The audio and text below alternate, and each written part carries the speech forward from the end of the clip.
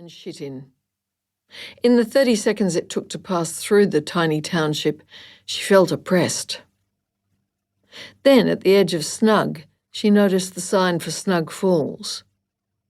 A trickle or a proper waterfall, she wondered. Perhaps they could stop there on the way back. Maybe if she gave this a chance, things might change. They might become that kind of people. They went by the turn-off to Coningham and snaked down the steep hill into Kettering. A knuckle-shaped cloud drifted across the fierce blue sky, blocking then unblocking the sun at the beckoning of the wind. "It's somewhere near here," Tom said, as he eased the car beyond the gravel road that skirted the bay around to the left. Ahead, a corner shop sat elevated above the main road, the awning over the narrow concrete veranda supported at each end by thin green paint-chipped poles. He parked at a petrol station across the road from tennis courts with sagging nets, then went inside to ask for directions. Returned with a Freddo frog for each of them, the kind with a strawberry cream centre. Nora ate the head of hers first, then sucked at the filling, before letting the rest of it melt away in her mouth, while Tom drove back the way they had come until they reached the gravel road they'd passed earlier. He drove onto it as though he'd never driven on that kind of surface before, or was trying to build suspense. "It's at the top," he said, with the authority of first-hand knowledge, as if the man behind the counter at the petrol station hadn't told him which way to go. A wide metal gate blocked the entrance to the property.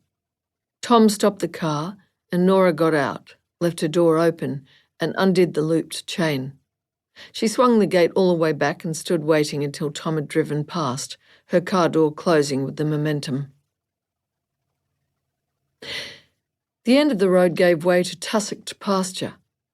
Tom walked ahead, and despite the expanse of the property, Nora felt compelled to follow him.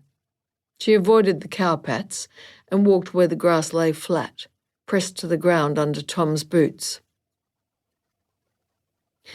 Tom strode to the far boundary fence, and they followed it to the bottom corner, then turned and walked along the fence line that separated the property from the one below. By the time they had walked the entire boundary, Tom was smiling as though he had the measure of the place. Nora was captivated by the smell of eucalyptus and freshly cut pine, felt a sense of freedom she hadn't for a long time. She wanted to know more about the space, to understand what lay in the middle. But Tom rubbed his hands together and asked her what she thought in a way that meant he had already decided. "What do you think happened to the cows?" she asked. Tom shrugged. "Been moved on.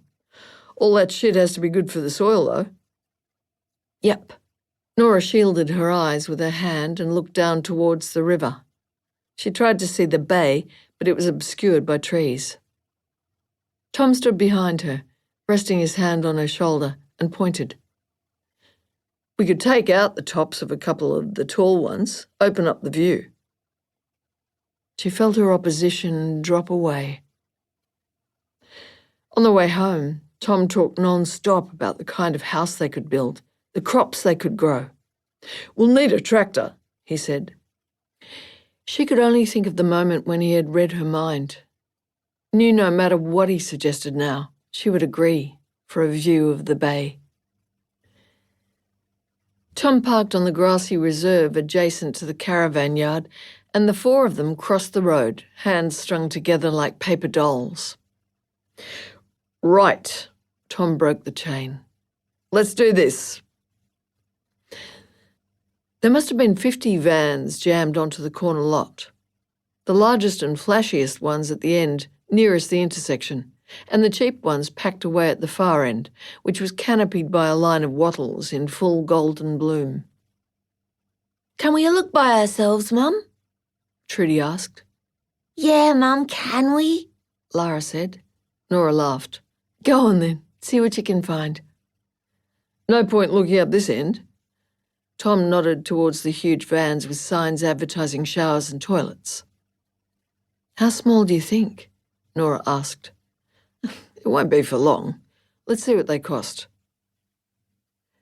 They stepped in and out of